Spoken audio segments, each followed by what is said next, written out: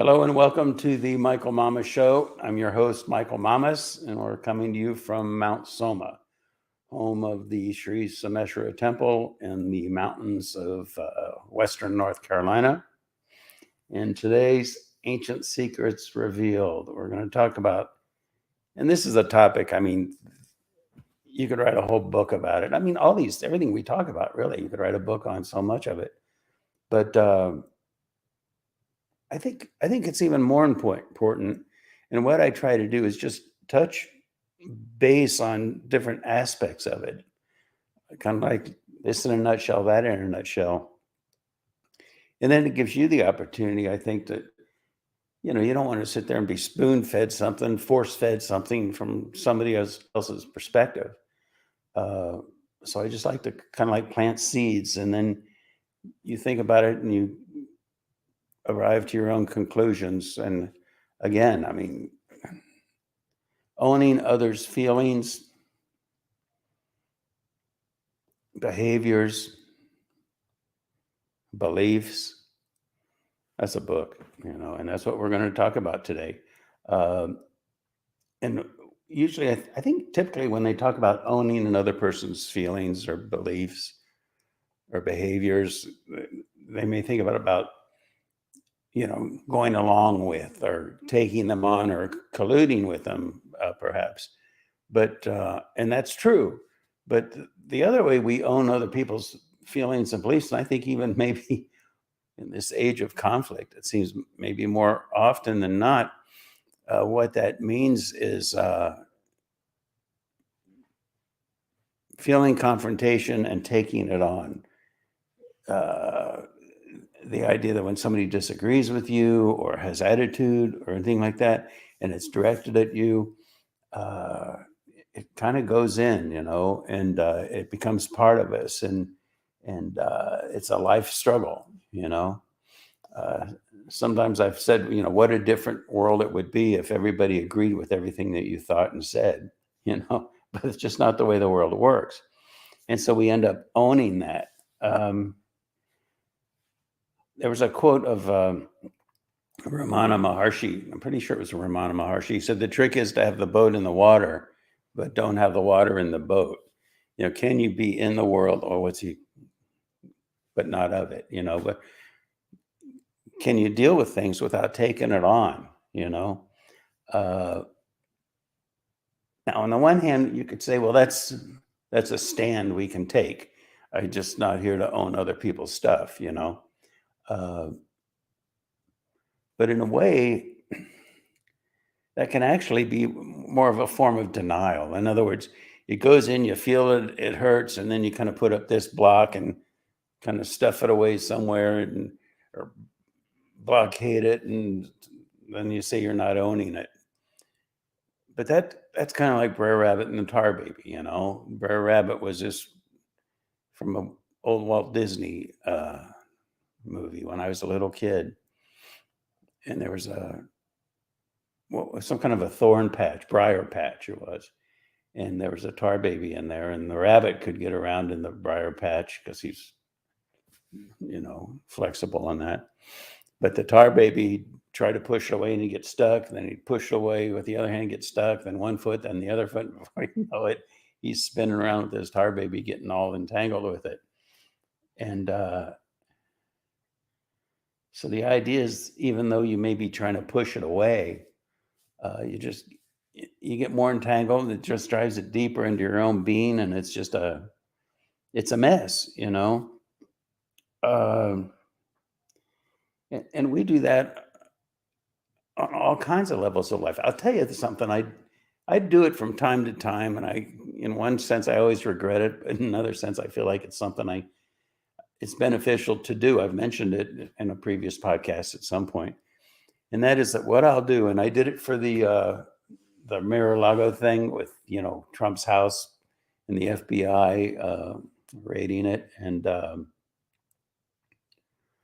so what I do is I look at a report. I pick two opposing television stations. Like for that, I did MSNBC and Fox News. And I watched the coverage of MSNBC about it. And then I watched the coverage about it on Fox News. Completely different versions, completely different opinions across the board. Uh, and it, brings to mind that quote from that, Bob Dylan song, there are no truths outside the gates of Eden. And so how do you deal with that? How do you work with that responsibly? I think some people just, well, there are different ways, aren't there? Some people would just pick one side and just never choose to listen to MSNBC and only listen to Fox News, or vice versa. At least then you're having people agree with you. And wouldn't it be a great world if everybody in your world agreed with everything you thought? But that's not realistic from either side. Um,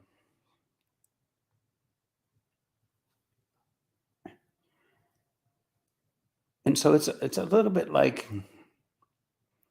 how things stick with you. There's this series out. Scotty, did you ever watch this series Outlander? I forget. I've asked you before. Did you ever see No, that? no, I haven't seen it. Outlander? Yeah. Uh, there are every so often there's like a really good line in there, and the main person in it, her name is Claire, and she said this one thing. She said, "And if life is anything akin to God, I suppose that memory must be the devil." And I heard that, and I thought, "Man, that's interesting." And really, we could say that memory comes in two forms. One is divine, and this is right out of the Vedic literature. One is divine, uh, and the other's not.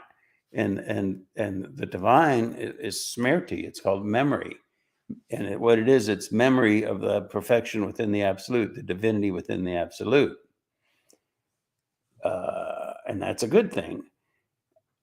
But then there's also memory of impressions, and I've talked about that storehouse of impressions, life experiences, and the trauma that we incur from all of that, and the worldview that we create, and to conform to the trauma, to accommodate the trauma, to give into, we could say, the trauma and how it affects our psyche. And I guess that's the type of memory that Claire was referring to. Uh,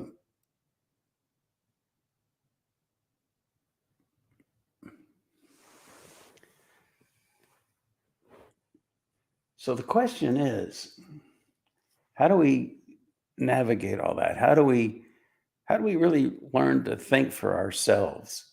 What do I mean by that? I mean, think from the own inner wisdom, the own divinity of our own being, as opposed to this impressions that have molded or conditioned our lives. Now, you might think, oh yeah, to thine own truth self be true. I get that, and I'm going to do that. But really, it's not easy to distinguish between what we consider the self as conditioned, program, created, defined by all these impressions and our associations and our friendships and our affinities and our aversions on that level, versus that our own inner knowing.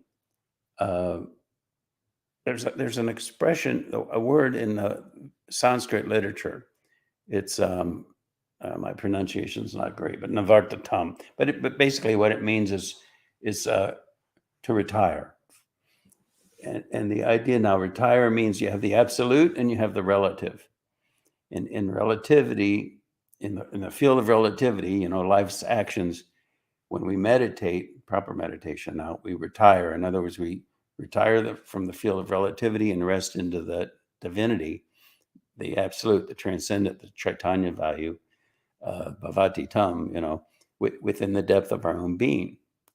And then, as with meditation, we come out of meditation and we retire from that and go back into relativity.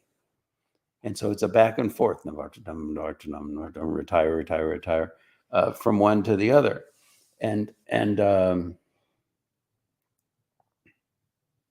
it's that process then where we learn to be in the world but not of it, come from our divinity, but still function within the field of relativity, the field of imperfection, if you will, the arena, as Bob Dylan said, there is no truth outside the gates of Eden. So it's, in a way, it's like functioning within the field of untruth, but still coming from truth, you see. Michael, You what when dealing with just everyday family things, there's been a history of, you know, you know, conflict or whatever, but you're still having to be in it. I mean, yeah. how do you? Yeah, yeah. See, You know where I'm it's going? yes, I sure do. And maybe the word we're reaching for in some indirect way, at least, is love, because we have love certainly in our family. We love one another, but then there's love for humanity and the whole thing about, global blah, blah. But let's stick with family now. We love our family, but nevertheless, functioning in the field of relativity, they're contradictory perspectives. And oftentimes the perspective can be, in your case or anybody's case, Scotty, but it would be about you. There would be a perspective about you, or you would have a perspective about them, something they do or you do or whatever that kind of graded the other one the wrong way. Right. And so it creates that tension there. But at the same time, it's so paradoxical, and because what underlies all that is the love you have for one another. And so there becomes this tug of war between the identities with relativity and that deeper level where you feel one with a person. It's one in a sense that, on what's the deepest meaning of the word one with, Chaitanya, there's only one. Your God, their God, and it's a communion. But of course, we just experience that to whatever degree we're capable of, but still, it's a form of love, you know? And so in the moment, when there's a conflict, when you're dealing with imperfection, because that's in a sense what it is imperfection, lack of harmony. Uh, there are two ways, really. Maybe you could reduce it down to two ways of dealing with that. Uh, if you're going to stay engaged with a person, another way is just to walk away. But in a family dynamic, there are two ways commonly that it's dealt with. One is to verbally attack. Hmm? And that doesn't do a lot for the field of love, creates more polarization, but it's just instinctual. Uh, the other way, and this is not as easily said, it's much more easily said than done, and that is to pitch in, to try to help improve the situation.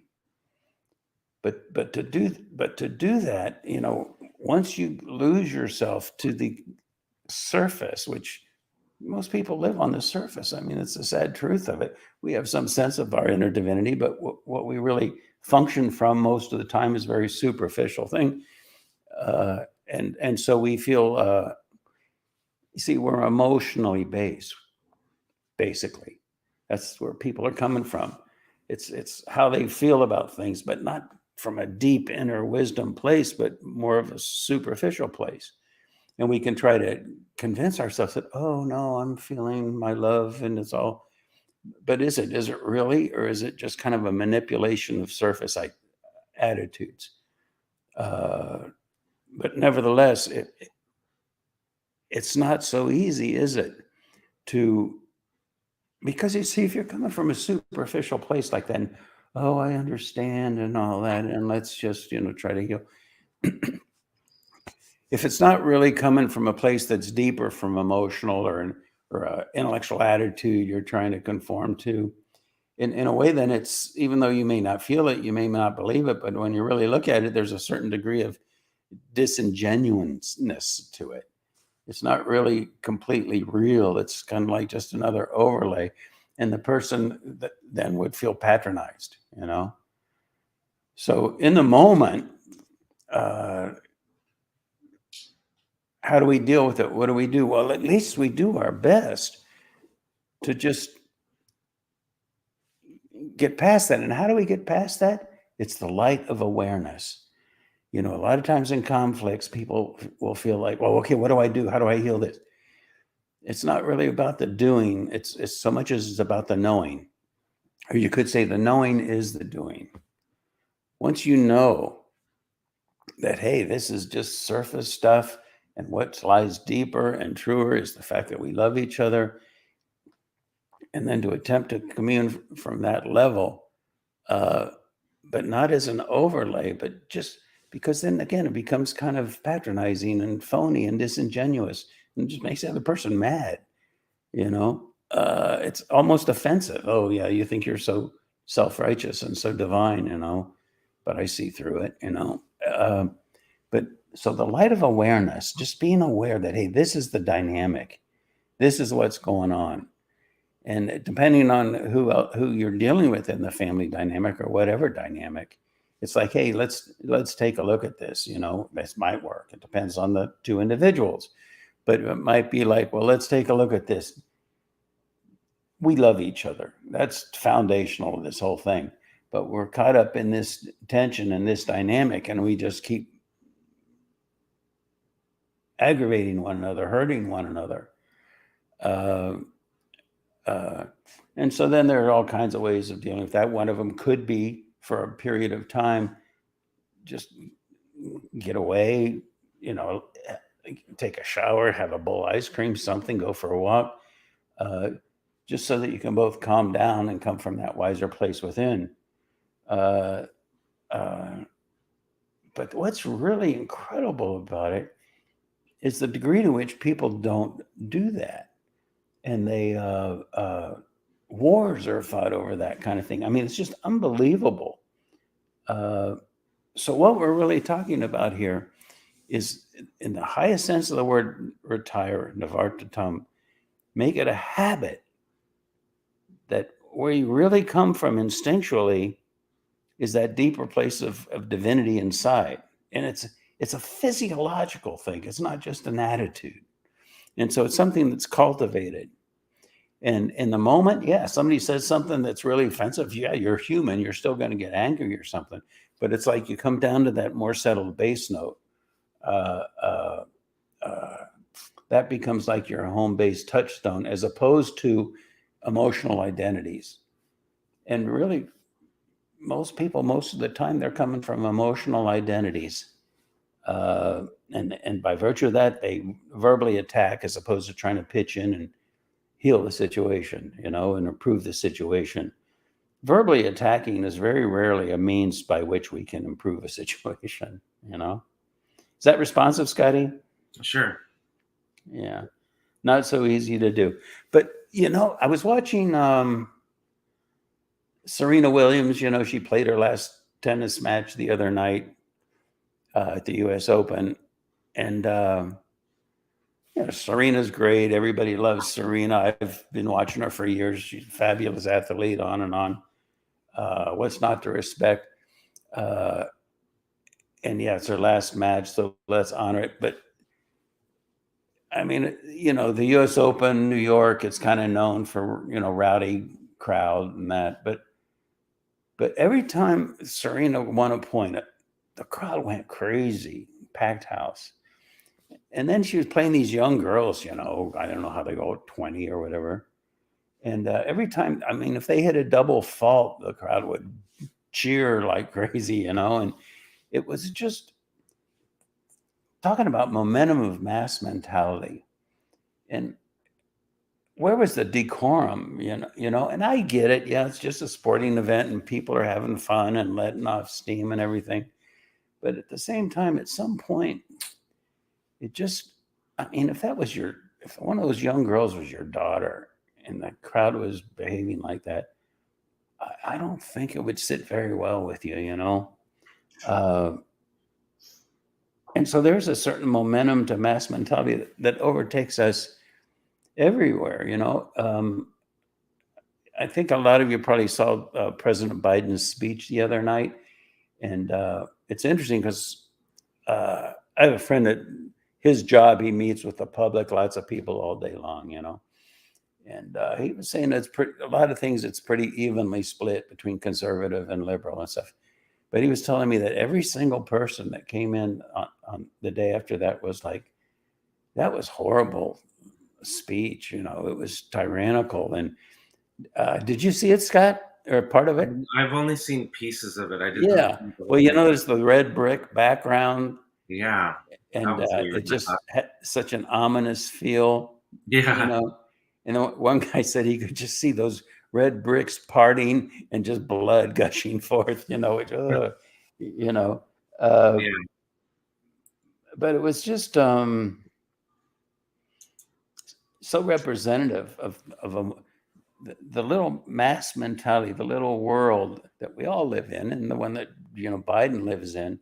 Somehow that mass mentality got such a momentum to it that whoever his speechwriter was or whatever, they felt like they could do something like that, and so attacking, so reminiscent of Hitler's speeches, or something that they didn't even see it.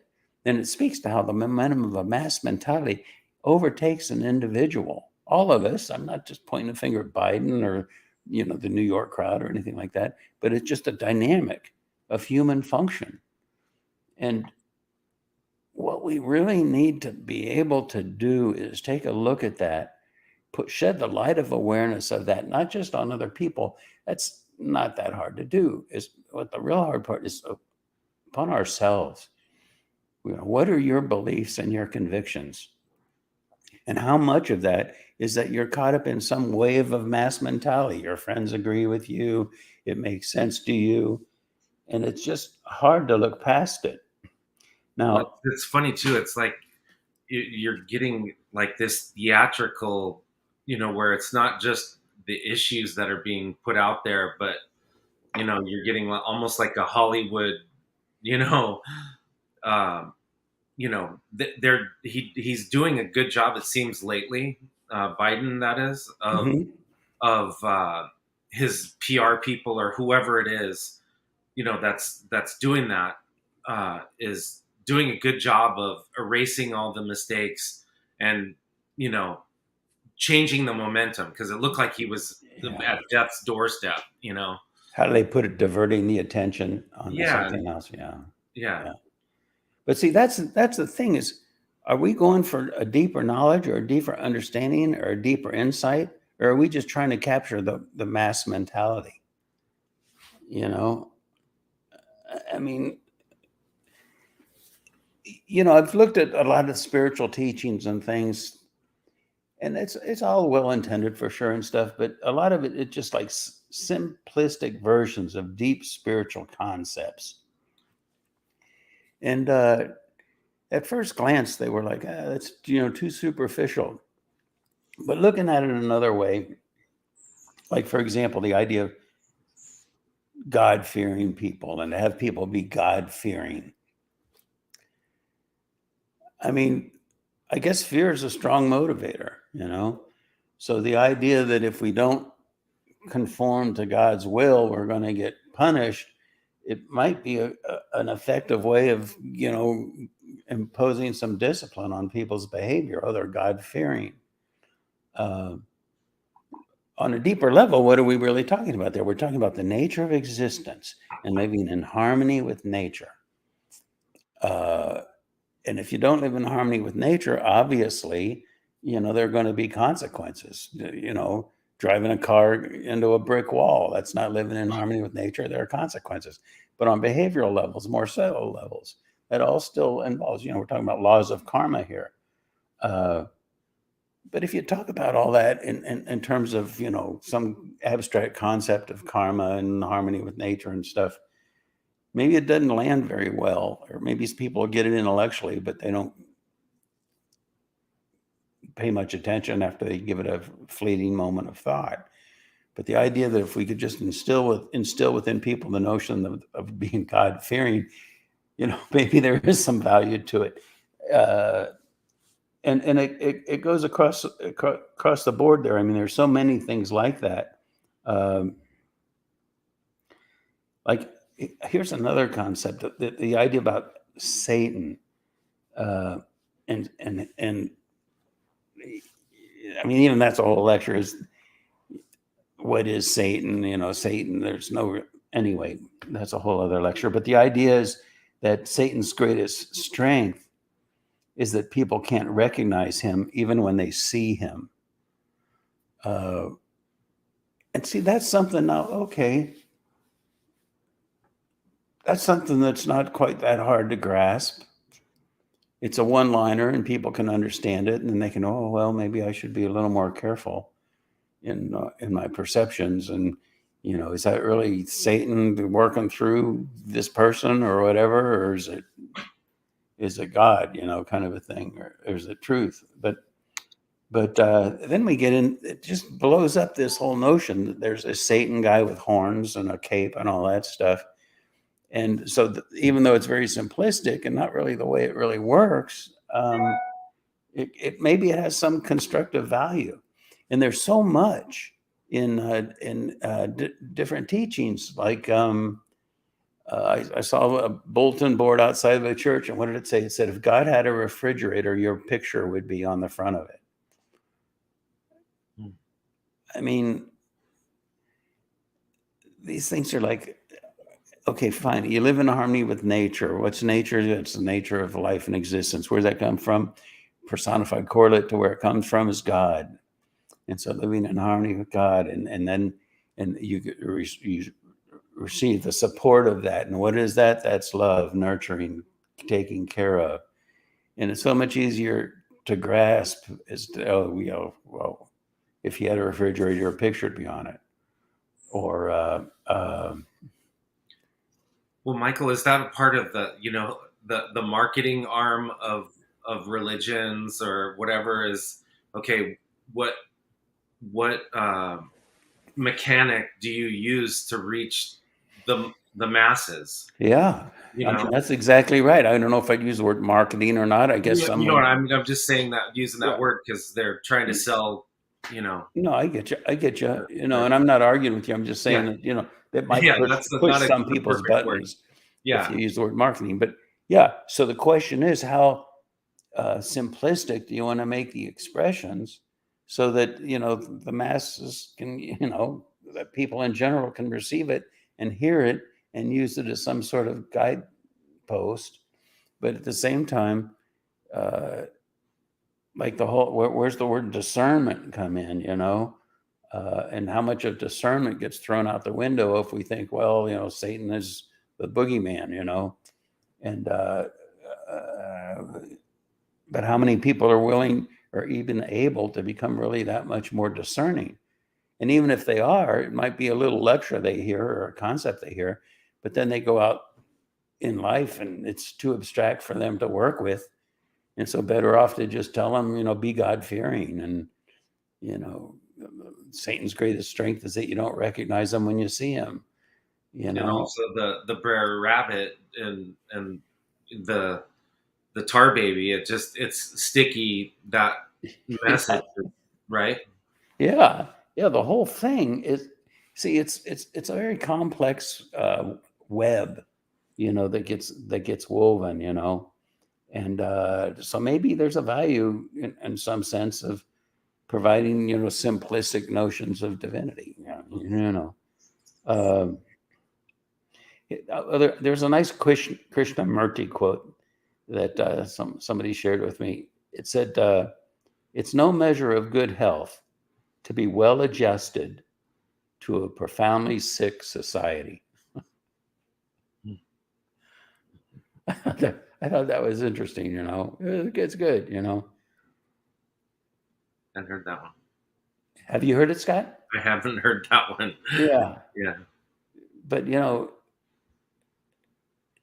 the converse of it is, I think, a common attitude. Well, if you're not well adjusted to our society, then you got a problem.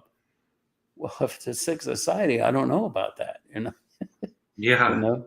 yeah. Which way do you go? Because you keep hearing it all the time that there's more oppression, there's this and that, and they're watching you, and all these things, and it's like, well, do you learn how to navigate that, and just because this is the way it is, or or do you try to do something about it? Or And how do you navigate it without getting stuck on the tar baby, you know? I mean, it's all very subtle. Life is very subtle. And the really the way through it is to find a deeper anchor within you, and it's a physiological anchor. It's the physiology, and when I'm talking physiology, I'm not just talking blood chemistry. I'm talking even more so the subtle physiology, the physiology of the psyche. Uh, you know, there are five different pranas, we could say, in the human physiology. Uh, uh, and the one that deals with how to say it, kind of worldly life, or deals with also if you have past life karmas, and when you drop the physical body, uh, what is it that carries those past life karmas with you, you know? And that's called the Udana Vayu. Uh, uh, uh, and that is located in the body between the third eye and the heart, you know, this area here. Well, you can go like that and feel that. And it's like, yeah, you know, but the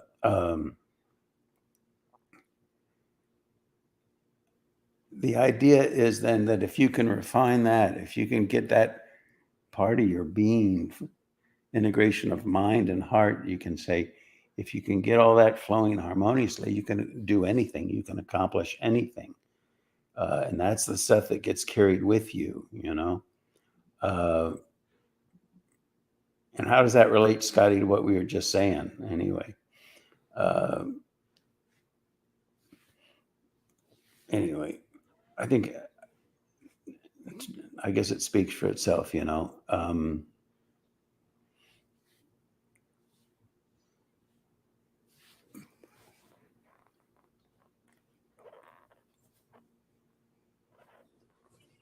The way you go about that is through the refinement of your physiology, and you can do it through, you know, meditation. But in an environment, if the environment is too harsh, uh, it's tough to evolve, you know. We're, you know, trying to light a little incense stick in a world of all kinds of stuff going on. Uh, but if you can live in a sandalwood forest, you know, then there's not that much need to light an incense stick, you know. And so that's what we're trying to create. That's what we are creating here at Mount Soma. Uh, it's something that creates, that enlivens, that brings forth and radiates out that value of, you know, divinity. And it's a science, it's a technology, you know. And here we get into well, you know, people don't want to really just stick with the superficial, you know. uh Michael, it's funny because I remember being at Mount Soma for a couple of weeks and then going somewhere else, and that feeling of, man, it's like somebody turned on the switch with all the stuff coming at you. Versus, as you yeah, as you're here for a period of time, yeah, you start to notice the distinction, you yeah, know. And and you really notice it when you get out of there and you come back yeah, to yeah, that's right. When you the go out world. and then you come back, Like, yeah. what? But see, here's the other thing about that, and that is that, oh, there's so much, you know. For one, there's the idea that, oh, if people are mostly emotionally based in their orientation, they're not even paying any attention to that deeper level, really. And even when they do go to a temple or a church or whatever, their attention is on the emotional component of their being, and that's what they relate to, and that's what they're looking for. Uh, so it's important then that as we increase the liveliness, the radiance of that deeper value, that it helps people just spontaneously to move past the more superficial orientations, seeing spirituality as almost an emotionally based thing as opposed to a transcendentally based thing, you see. Uh, uh, but now, see, there's a process to that. And it's kind of like a crucible, you know. If someone is in an environment that's more purifying, then what happens is the identities, identities are like a stress to the physiology. They're unnatural. They're not in harmony with natural law, with a person's true nature. So when they get released, those stresses, we call that, it's unstressing, it's purification, and it can be uncomfortable. And so that's why, particularly when you're in a spiritual environment, Mount Soma, it's easy then, if we're not careful, that we start to identify with the perspectives of our unstressing, you know, and it becomes a negativity. Uh, uh, and so if you're in an environment like that, it's really important to, you know, keep your eye on the ball, keep a steady hand on the rudder, and realize there are going to be periods of purification. And if you're not careful, you become identified with the negativity that goes along with the purification, the unstressing, you know. Uh, and so, really, what we're doing here, we've used that analogy of the fishbowl. And if the whole world is a fishbowl, and the fishbowl is the water, and the fishbowl is dirty, then it affects the psyche of every fish in the pond, all of humanity. And so the idea is you clean the fishbowl, and then there's a purification process that happens for the people. They start being able to function in a more natural manner because their environment is more natural. Concurrently with that, though, as you purify things, as you purify the fishbowl, or as you live in an environment that's more pure, you naturally start to purify, which another word for that is an unstressing. And so it's easy for people to kind of get negative, you know? So it's a very interesting thing, really. Uh, um, and it's a physiological dynamic, you know, and it's really epitomized in the Vedic literature when we talk about something like Kali, you know, the goddess with a garland of skulls and blood coming out of her mouth, and the horrible, frightening, you know, slayer of Rakshasas, and that is how divinity can be viewed from the perspective of identity with a person's conditioning, their stresses, their impressions. You see, and it's only after the physiology becomes purified that they realize, oh, look, that Kali is Parvati, the goddess of the mountain, the all-loving, that's the mother. You know. Sometimes they use the analogy with a little kid, you know, and their face gets dirty. And so they come in and mom takes a washcloth and is washing their face off, and they're squirming. Oh, no, mommy, don't, you know. And if it seems like, you know, that's not good, but the reality is, you know, mommy's, you could say, purifying the child's face, you know. And so that's just the way the whole thing works, you know. And so that's why, you know, the light of awareness is so important. The light of awareness heals. The whole process, you see, it's a path of discernment, as Adi Shankara said. We have to become discerning. And the hardest thing to become discerning about is when our own emotions are triggered for one reason or another, and we function from that. Discernment goes right out the window right when we need it. Right when we need it the most, you know. Yeah. So anyway, a lot's going on in the world today. Just a few little things. I guess you call them current events, but they so well relate to everything we're talking about here. There was a nice quote of Will Rogers that I've shared in the past, I think, maybe, but it's been a favorite of mine, you know, through the years. He says, "Thank God we're not getting all the government we're paying for." Can you imagine? I don't know. Makes me laugh. Uh, George Orwell. I can't remember where I heard this, and I apologize because I'd like to give credit. It was some newscaster, but they said George Orwell's 1984. The book. Uh, at some point, it's ceased to become a warning, and it's become a suggestion or a guidebook. Just got out of the nonfiction section. Yeah, it's like, this is how you do it. This is how you run a government, which was not the idea at Manual. all. Yeah. Yeah.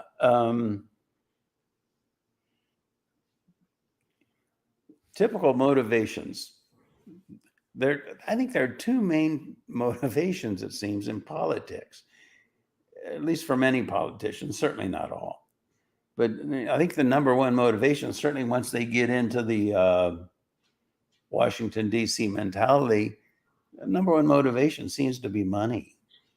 I mean, people go into politics and they're broke and they come out, multimillionaires, so money. And then the other one, at some point, though, the other one becomes staying out of jail, because the whole thing just becomes so corrupt.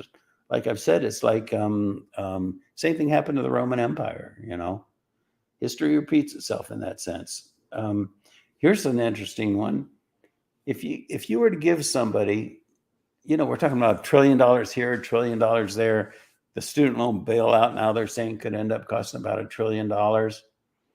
If you were to give somebody $1 million every single day since the birth of Christ, they still wouldn't have $750 billion. That's $1 million a day since the birth of Christ. It gives an idea of just how much money $1 trillion is, $1 trillion here, $1 trillion there, and after a while it adds up to serious money, as the expression goes.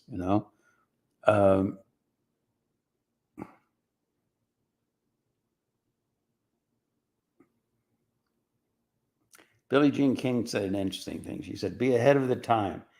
That's how you transform the world." Well, I can't argue with that, but I would just add that you do well to be sure that the world is headed in the right direction before you go pushing it further in a wrong direction that it might be going.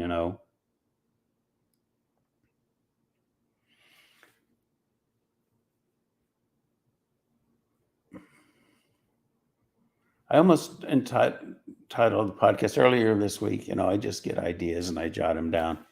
And one idea was of,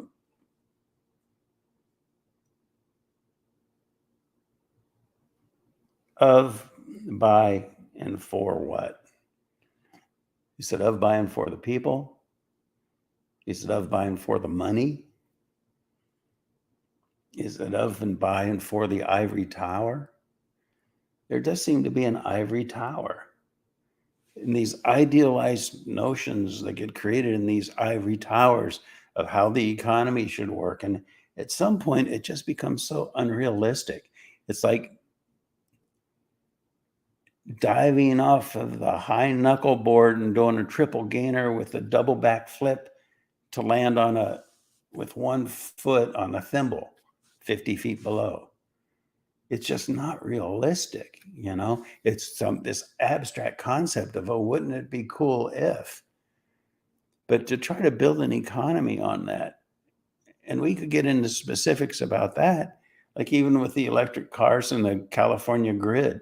The grid can hardly sustain what's going on now, and on exceptionally hot days now, where they're telling people don't charge your electric car between what, Scott, 3 and 5 p.m. or something?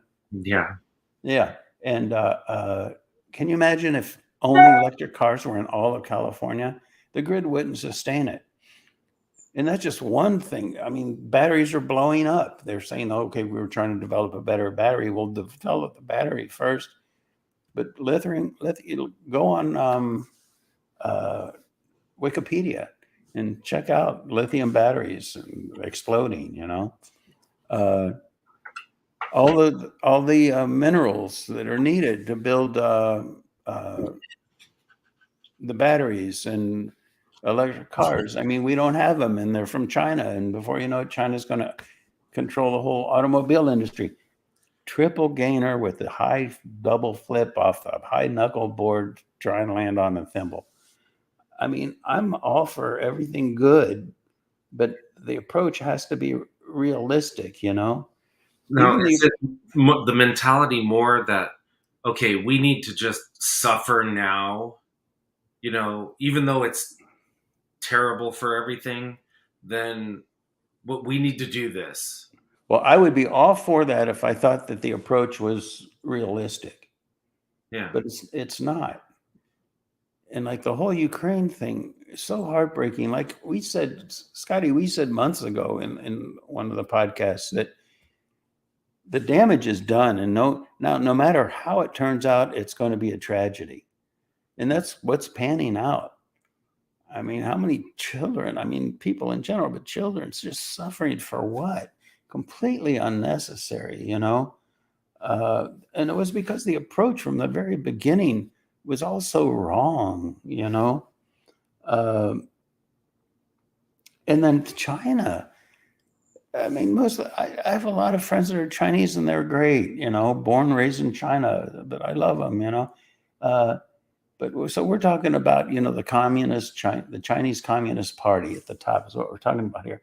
But they have a hidden war going on against the cultural integrity. The best way to bring a culture to its knees, a country to its knees, is to erode away the integrity of the culture.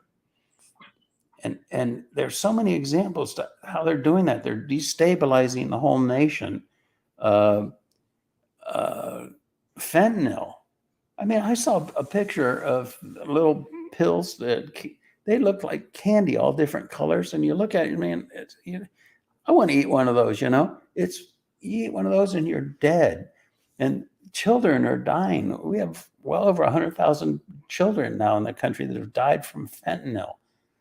And they even the medications that you can get, you would swear it's real from a pharmaceutical company. They're knocking it off, but it's made in Mexico with chemicals imported from China and taken across the porous border. And if you eat one of those things, you're dead. So the whole thing is just not being managed properly. And a lot of it has to do with these ivory tower notions of how to run the world, how to run the nation. And it may all well be well intended. At some point, I think it ceases to be when politicians are just trying to stay out of jail, it seems. But the whole key to the whole thing is right there. Stop functioning from such a superficially charged, emotionally based level of life and drawing your conclusions based on that, and the momentum of mass mentality gets created by that. And let's create an environment where people can naturally rest into their inner divinity. And I'm not talking about their idealized notions of what inner divinity looks like. I'm talking about a physiological reality of the one thing that's a source of everything, that is the source of all harmony. It's called nature, living in harmony with nature. And it doesn't mean walking around barefoot like some people may think. I've heard people say that, oh, yeah, I grew up living in harmony with nature because we grew up in a log cabin and we were all barefoot. It's got nothing to do with it, you see. So anyway, I hope this gave some insight.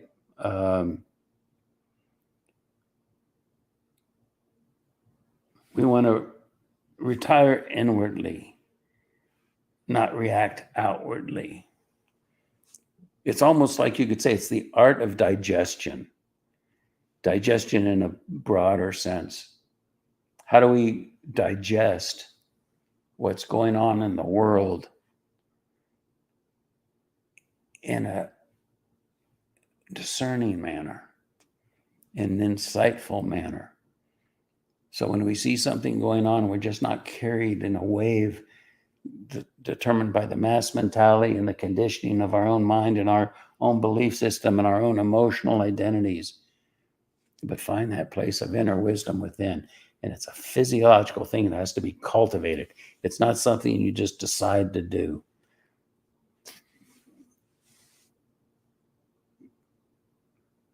Thoreau came up with that thing, a man who hears a different drum a drumming.